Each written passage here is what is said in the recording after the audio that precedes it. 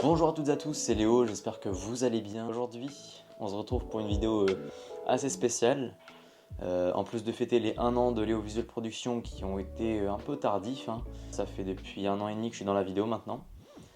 Et oui, ça passe assez vite, mais c'est cool, au moins ça avance, les projets avancent, le matériel se développe et les prods aussi. Même si vu qu'en ce moment je n'ai toujours pas le permis. C'est pour ça que je privilégie surtout les mails. Mail, emailing, un peu LinkedIn de temps en temps, c'est assez rare, mais c'est surtout Instagram, Facebook. J'essaie de changer, voilà, je suis avec les DJI Mic 2, donc j'essaie de régler un peu le problème du son que j'avais la dernière fois, parce qu'il y avait une vidéo et elle était horrible à écouter. Aujourd'hui, qu'est-ce qui se passe? Aujourd'hui, c'est la vidéo présentation de tout le matériel que j'utilise et que j'utilisais en 2024, par ordre chronologique. Donc tout d'abord il y a la caméra, celle qui me filme actuellement c'est un Sony A6400 de 2019. Voilà, pour ceux qui ne connaissent pas, je vais vous mettre des petites images d'illustration.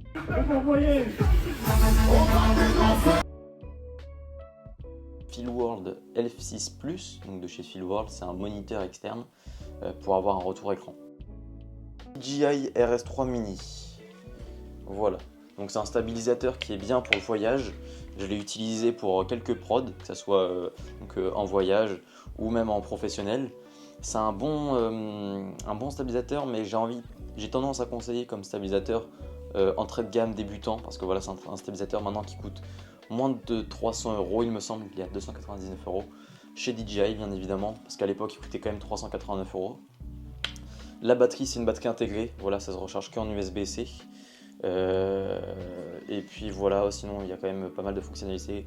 Il y a de fonctionnalités comme le zoom, la mise au point avec la molette qui est très agréable d'ailleurs.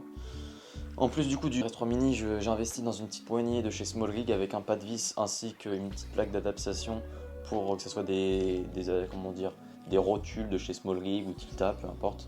Donc voilà, ça se porte bien, c'est léger, ça pèse moins de 800 grammes, je crois que c'est 795 grammes et des brouettes. Après je peux pas vous le montrer parce que malheureusement je ne l'ai plus. C'était ma GoPro Hero 11 Mini que j'ai perdu en plein vol. Voilà, vous me direz mais comment t'as fait? Bah écoute, je me suis planté avec. Et la caméra n'a pas survécu, le drone si, mais pas la caméra. J'ai investi dans les tournages time, les filtres ND de chez Ketmo. Voilà, ça c'est des super filtres ND, voilà, ça va de ND4 à ND64 si je dis pas de bêtises, ou ND32. Parce que là j'ai le ND32, j'ai le ND16, mais je sais pas si j'ai le ND64. Donc voilà, ce sont des très bons filtres ND. Là je vais plus trop dans l'ordre chronologique, j'ai vu un peu à la Wallennigan.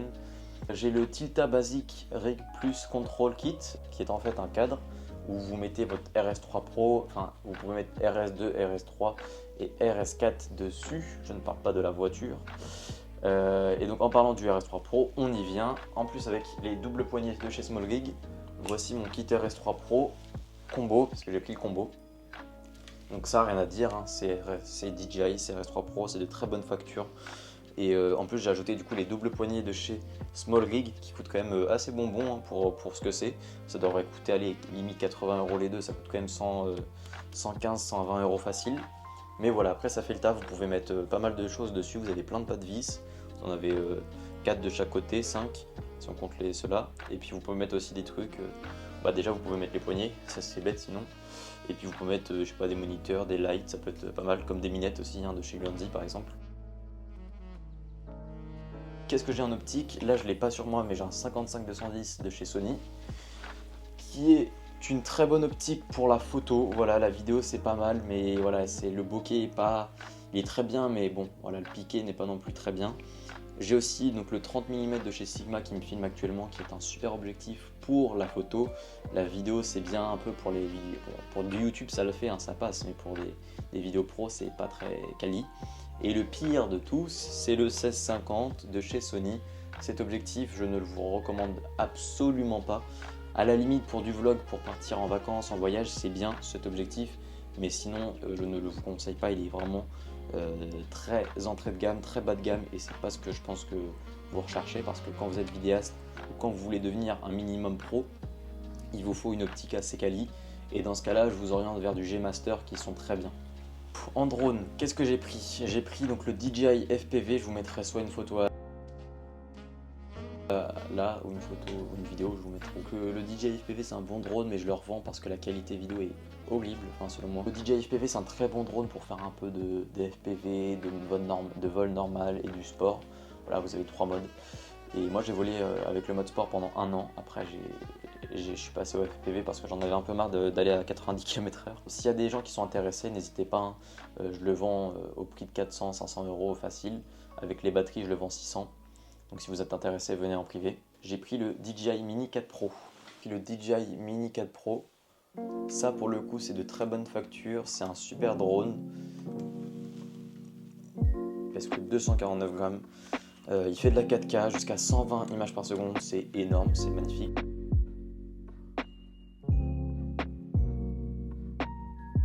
Il peut voler en mode nuit, il y a l'évitement d'obstacles omnidirectionnel avec ses capteurs sur tous les côtés, en dessous, à droite, à gauche et au-dessus, qui est très utile d'ailleurs pour les réseaux sociaux, hein. Si vous faites du Instagram, du TikTok, c'est parfait.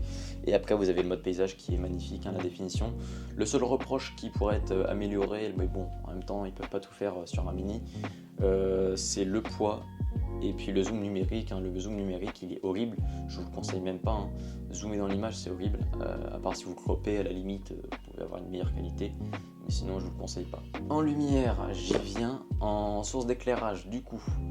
En première source d'éclairage, j'ai la Ulanzi, je vous en ai parlé, qui est en train de soutenir le boîtier parce que je n'ai plus de trépied. Pourquoi ?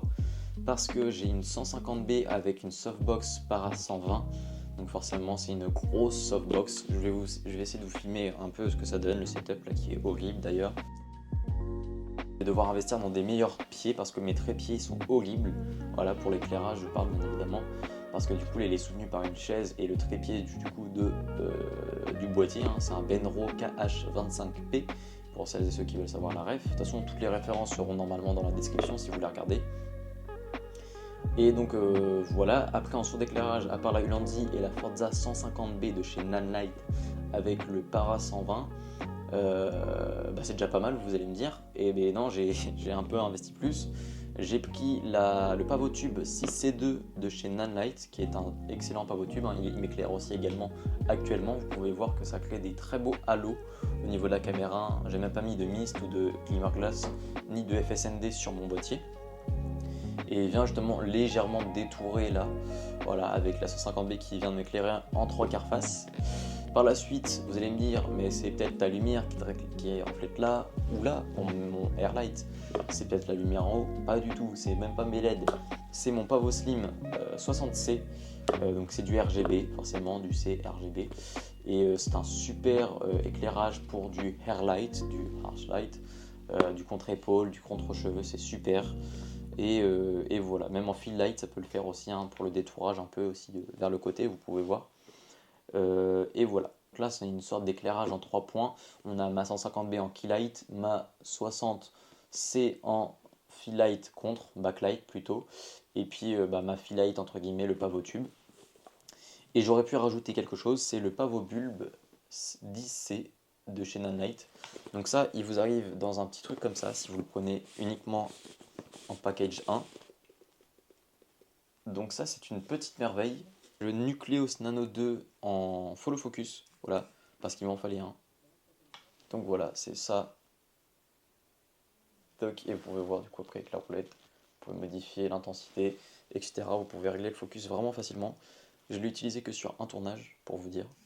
Il fait bien le taf, mais pour des grosses optiques, c'est oublié, c'est mort, c'est mort. Il marche pas beaucoup, la puissance, le moteur est pas assez puissant pour des grosses optiques, mais pour des petites optiques, hein, voilà, du type circuit, du type Viltrox, même Nisi à la limite, c'est possible, mais encore Nisi c'est un peu dur. En micro, du coup je vous ai déjà fait le tour, hein, c'est le DJI Mic 2, et j'ai aussi le Rode Video Mic Pro Plus, qui lui est un excellent micro quand il est chargé, parce que visiblement il se décharge très vite, pour ma part en tout cas, parce que ça fait plus d'1 an que je l'utilise, donc forcément il galère un peu à un moment, mais c'est un excellent micro, hein, il coûte quand même assez cher. Mais prochainement j'ai comme projet d'investir dans du son, donc que ce soit dans un enregistreur externe, ainsi qu'un micro, et je vais passer sûrement sur un Sennheiser avec un zoom f3 pour avoir 3 pistes, ou un zoom f6, on verra. J'ai un kit épaule aussi de chez Tilta, qui est un excellent kit épaule, pour son prix après vous allez me dire quand même.